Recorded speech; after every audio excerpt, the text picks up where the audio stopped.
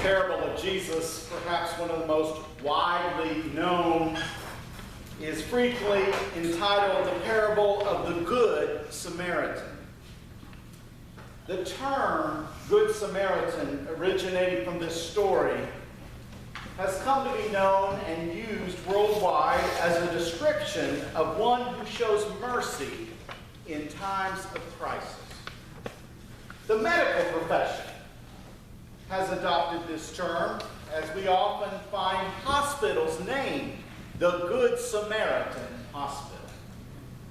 The legal profession has borrowed this term, as in communities across this nation we now have Good Samaritan laws, which mean if one in good faith stops and helps a victim along the way, you cannot later be sued by the victim or the victim's family. Wherever helping the helpless is honored, the title of Good Samaritan has applied. Even the gospel writer Luke gives emphasis in this story told by Jesus himself to Jesus teaching his followers that we are to show mercy and love to victims who are in need. As Christians, whom have we most often identified with in this parable? Who have we aligned ourselves beside? The Good Samaritan. After all, who doesn't want to be known as the hero riding in on the white horse to save the day? And really, what other choices do we have when it comes to characters in this story? We certainly do not want to be known as the priest, do we? The clergyman or woman. And on behalf of all of those in my profession, Bob and I say we're sorry for that. We don't want to be known as the clergyman who steps on the gas when he sees trouble in the ditch because, he's got more important business, a church meeting perhaps, to get to. And we do not want our names linked with the Levite, the associate minister. Clarence Jordan, one of the great 20th century interpreters of the gospel, says that the Levite is like the minister of music, who likewise sees the trouble up ahead and makes a quick turn to detour around it.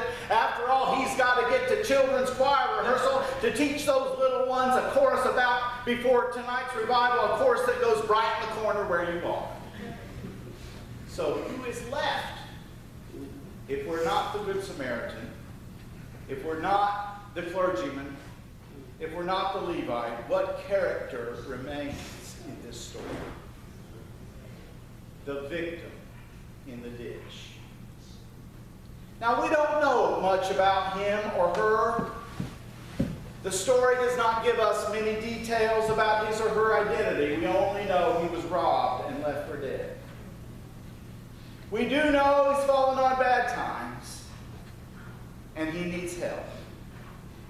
He needs help. Have you ever been there?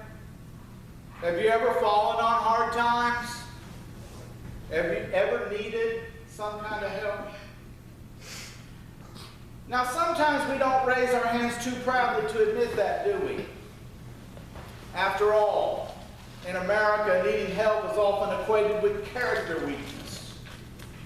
In our American pull yourself up by your own bootstraps philosophy, sometimes to ask for help is to be seen as a freeloader, as a fraud, or a failure.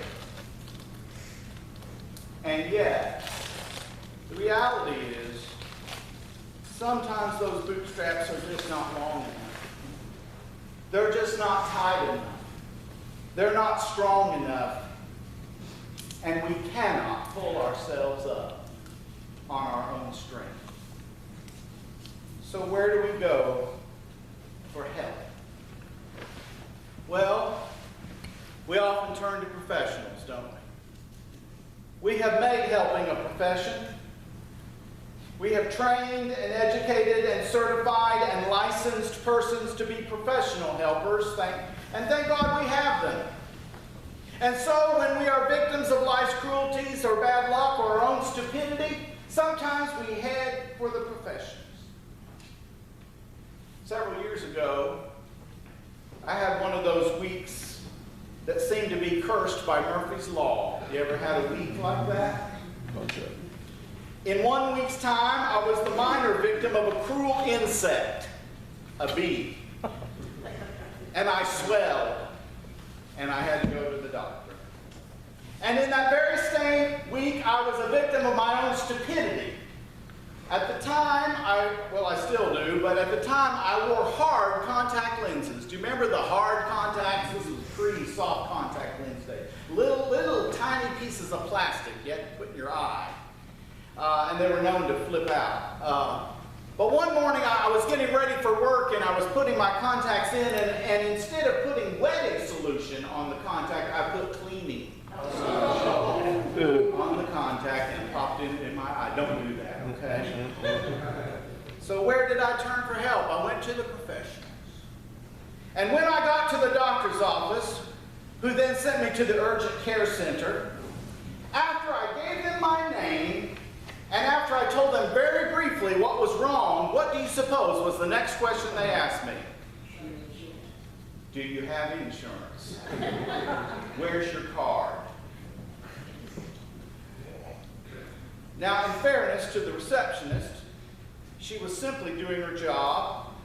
And after all, if we want help to come in the form of a professional, somebody has to pay for it, don't they? And in America, we've decided, at least for now, that we each need to be responsible to pay for our own help, either through having insurance or out of our own pocket.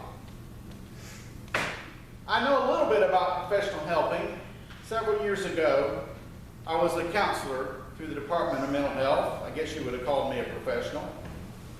And sometimes the people who would come and see me would get frustrated and angry at me because I did not give them or was not able to give them the help that they were seeking. As a society, we have come to place great expectations on professionals of all sorts to help us. We've also have come to look to the government to help us, haven't we? And nothing wrong with that, let me say. For all the criticism that we hear of our United States government social programs, some of them are quite effective, some of them are quite essential. Try taking away Medicare and see what happens, huh? But we've also gotten frustrated with the government and disappointed, sometimes because we didn't get the help we expected. Or some of us as taxpayers have become resentful when asked to pay for helping others, feeling oftentimes that our money is being wasted or misused. Another place we traditionally come for help is to our families, right? And let me say, my wife is a good helper. Probably better than I am in crisis times. She could tell you a story that happened last week. I wasn't so good at trying to help her leg from bleeding to death, but anyway. But sometimes family lets us down, don't they? Children aren't always there for their parents, or parents are not always there for their children. Relatives separated geographically across long distances aren't always available, and sometimes family help comes with conditions, doesn't it? And complaints. I told you so, right? And we don't want to hear that. Maybe less so today than in years past, I don't know. Some folks still look to the church to help, right? Although those of us within the church sometimes won't ask for help from our brothers and sisters in Christ. Instead, we just soon suffer in silence. But what does this story say to us if we're in the ditch and we are needing help? In God's kingdom, where does the help come from? To understand the answer given to us in this parable, we need to know some brief history of God's people. The Judeans were ancestors of the Jews to which Jesus belonged, and they were lifelong enemies with the Samaritans. You see, the Samaritans were a half-breed race by Judean standards. They were presumably descended from from Israelites who had remained behind when the Assyrians deported the leading families of the region following their conquest of Israel in the year 722 BC. The Israelites who remained behind then intermarried with foreign settlers brought in by the Assyrians in the years to follow, and there formed a new ethnic group, the Samaritans, who by and large still follow Jewish law. Other historical events contributed to this feeling by Judeans that Samaritans were out of the scope of God's chosen people, even though they claimed they were descended from Abraham, Isaac, and Jacob. But for whatever reasons, a climate of hatred and division existed there between those two groups of persons. What would have been so awfully upsetting to the Judeans who heard Jesus' parable? It would have been the fact of where he says the help came from. You see, the point of Jesus' parable is that in God's kingdom, help can come in unexpected ways and from unexpected places. Now, the rules of this world tell us one thing. The rules of this world say that there are groups of persons, and one group are the helpers, and then over here we have the helpless. Or over here we have the worthy, and over here we have the worthless. But in God's kingdom, those rules don't apply. For there is no social ladder which puts the helper high above the one who's being helped. For we all have been in the ditch at some point in our lives. It may be that some of our ditches are prettier than others. But we've all been there in the ditch. And some of us won't admit it. And where our help comes from, we can't always control. As gracious citizens of God's kingdom, he simply wants us to accept that help wherever and however and whenever it comes. And more importantly, from whomever it comes. This parable got me thinking about the plight of the church of Jesus Christ in the world today. You go to almost any church, well, maybe a few not, but almost any, and folks say, where are the people? We can't do this much longer on our own. In fact, many churches, including ours, I would say, would like to put out a help wanted sign. Not because we have money to hire more people, but because for the Church of Jesus Christ to thrive, we need help. We need help. And where's that help going to come from? I want to suggest that for this church and for all churches, there might be help closer by than we realize. Maybe the help's in the neighborhood. Maybe it's in the community. Maybe not only does the church exist to help the neighborhood, but the neighborhood is here to help the church. Do I get a bigger amen on that? Amen. Perhaps the community, the church is not here only to help the community, but the community is here to help the church. Can we accept help from somebody who may not look and talk and dress or act like we do? Will pride allow the Church of Jesus Christ to open ourselves to experience God's presence in the outstretched hand of somebody whose way of life may be alien to our way of life? Could we potentially need to humble ourselves, those of us who have put us in the category of helper? Could we possibly humble ourselves to ask for help from someplace other than where it's assumed it will come?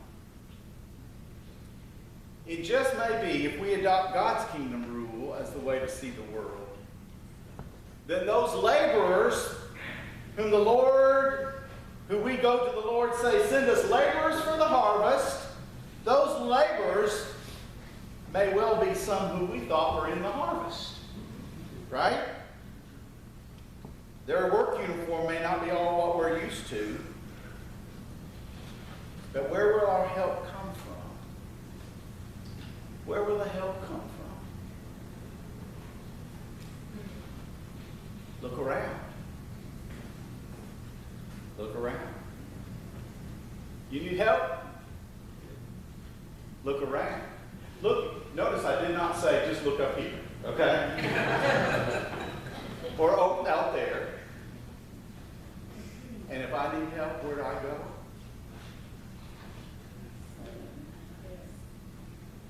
We're all in this together, right? I think that's what this story's about. Let's pray. Lord, sometimes in our pride, some of us won't ask for help. And sometimes in our prejudice, some of us won't offer help. Help us to see anew today how we're all in this together. And for us to thrive as your family here on earth and your family here in this spot on South Main. We need each other to be there for one another. Help us to learn that from this story today. It's my prayer. As we sing our closing